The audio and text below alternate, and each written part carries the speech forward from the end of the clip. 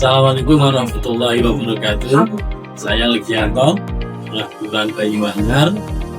Pada kesempatan kali ini akan membawakan laporan sisi perubahan layanan kepada kami dengan judul Pelatihan UMKM melalui SUMI, Sistem Digital UMKM Kelurahan Banyuanyar, Kecamatan Banjarsari, Surabaya. Ikut uraian singkat dari hasil implementasi aksi perubahan pemberdayaan UMKM melalui Sumilir Ekosistem UMKM Digital Kelurahan Banyuanyar, Kecamatan Banjarsari, Kota Surakarta, yaitu yang mencakup A. Pembentukan tim efektif. Pelaksanaan aksi perubahan pemberdayaan UMKM digital diawali dengan tahapan pembentukan tim efektif. Kegiatan pertama yang dilaksanakan adalah rapat pembentukan tim kerja internal kelurahan yang bertujuan untuk melakukan internalisasi konsep program dan menyamakan visi di antara anggota tim. Rapat ini dihadiri oleh para stakeholder internal utama kelurahan, seperti sekretaris kelurahan dan para kepala seksi. Setelah rapat internalisasi dan kesepakatan visi, langkah selanjutnya adalah menetapkan surat keputusan atau SK tim efektif. Dalam SK tersebut, ditetapkan peran dan tanggung jawab spesifik masing-masing anggota tim. Pengesahan SK oleh lurah dilakukan untuk memberikan legalitas dan memastikan bahwa seluruh tim efektif memahami dan dapat menjalankan tugasnya secara optimal dalam membantu pelaksanaan aksi pemberdayaan UMKM digital. B. Melakukan studi awal.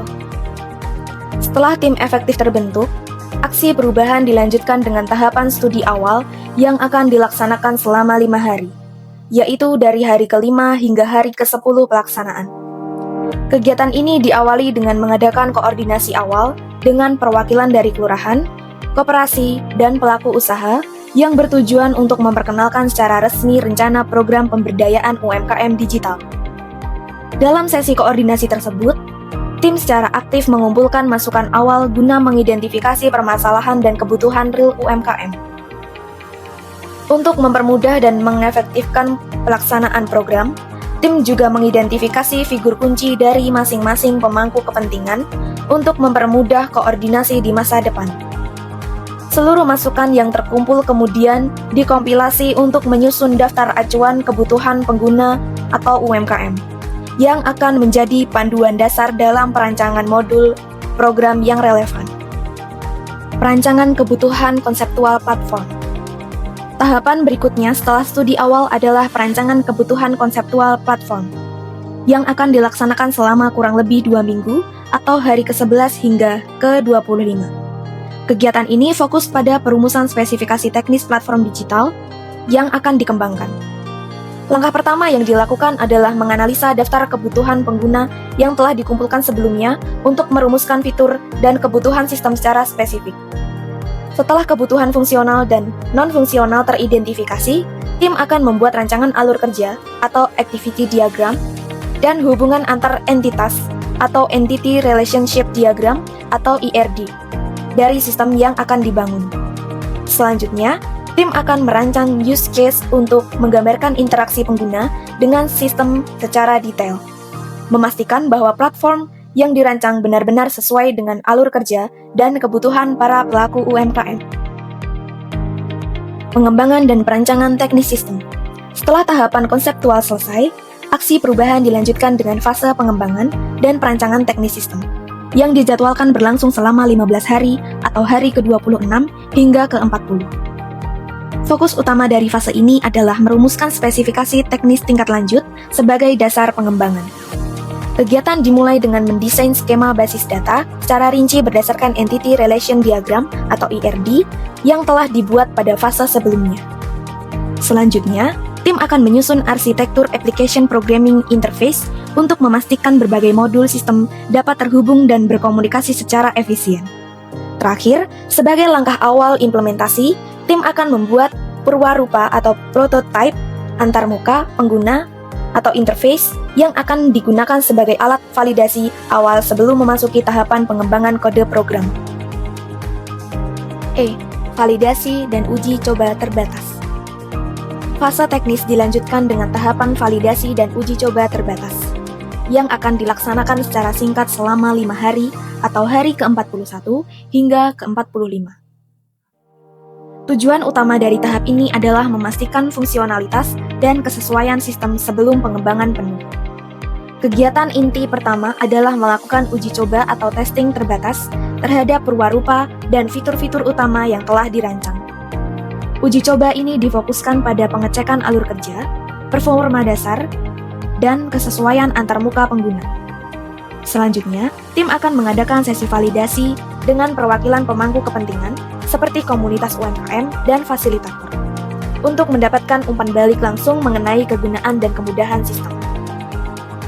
Selama proses ini, tim akan mengumpulkan seluruh data dan masukan yang didapat dari uji coba dan sesi validasi tersebut. Data dan masukan ini akan menjadi acuan penting untuk segera melakukan perbaikan dan penyempurnaan pada sistem sebelum masuk ke tahap implementasi yang lebih luas. F. Sosialisasi untuk pengguna eksternal, yaitu kelurahan, koperasi, pelaku usaha. Tahap penting berikutnya adalah sosialisasi untuk pengguna eksternal yang dijadwalkan berlangsung selama 5 hari dari hari ke-46 hingga hari ke-50. Kegiatan sosialisasi ini ditujukan kepada target utama, yaitu perwakilan kelurahan, koperasi, dan para pelaku usaha. Persiapan diawali dengan melakukan koordinasi persiapan sosialisasi untuk mematangkan materi dan logistik acara. Setelah persiapan matang, tim segera membuat dan mendistribusikan undangan secara resmi kepada seluruh calon peserta. Puncak dari tahapan ini adalah melaksanakan sosialisasi tersebut, yang bertujuan memperkenalkan sistem platform UMKM digital yang telah divalidasi, serta menjelaskan manfaat dan tata cara penggunaan kepada seluruh stakeholder eksternal yang terlibat. G. Publikasi peluncuran awal. Tahap aksi perubahan kemudian memasuki periode publikasi peluncuran awal atau soft launching yang akan dilaksanakan selama 5 hari dari hari ke-51 hingga hari ke-55. Persiapan peluncuran ini diawali dengan melatih tim teknis yang bertanggung jawab penuh terhadap operasional dan pemeliharaan sistem. Pelatihan ini penting untuk memastikan tim memiliki kompetensi yang memadai dalam mengelola platform yang telah diluncurkan. Setelah tim teknis siap, langkah selanjutnya adalah membuat dan mendistribusikan undangan untuk acara peluncuran terbatas. Puncak dari tahapan ini adalah meluncurkan sistem atau program secara internal atau soft launching di lingkungan kelurahan. Peluncuran awal ini bertujuan untuk menguji kesiapan operasional sistem di lingkungan nyata dan memastikan bahwa semua alur kerja internal berjalan lancar sebelum diperkenalkan kepada publik yang lebih luas. H. Monitoring dan evaluasi jangka pendek. Tahap akhir dari aksi perubahan ini adalah monitoring dan evaluasi jangka pendek yang akan dilaksanakan selama 5 hari dari hari ke-56 hingga hari ke-60. Kegiatan ini dimulai dengan mengumpulkan data baik secara kualitatif melalui wawancara mendalam maupun kuantitatif melalui survei dari pengguna platform UMKM dan tim pelaksana. Setelah data terkumpul, tim akan mengadakan rapat evaluasi untuk menganalisis data tersebut, mengidentifikasi tantangan yang muncul selama implementasi awal, dan menyusun laporan kemajuan. Puncak dari tahapan ini adalah menyusun laporan evaluasi dari tahapan jangka pendek secara komprehensif, yang akan berfungsi sebagai dasar dan acuan utama untuk merencanakan langkah strategis di periode jangka menengah berikutnya.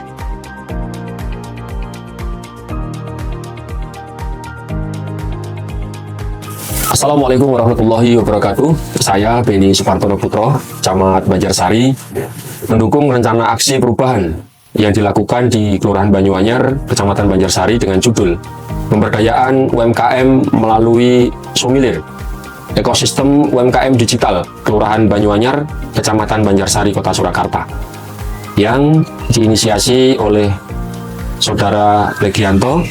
Selanjutnya saya selaku Camat Banjarsari siap berpartisipasi dan mendukung dan berperan serta dalam tahapan pelaksanaan kegiatan baik jangka pendek maupun jangka menengah dan selanjutnya di jangka panjang.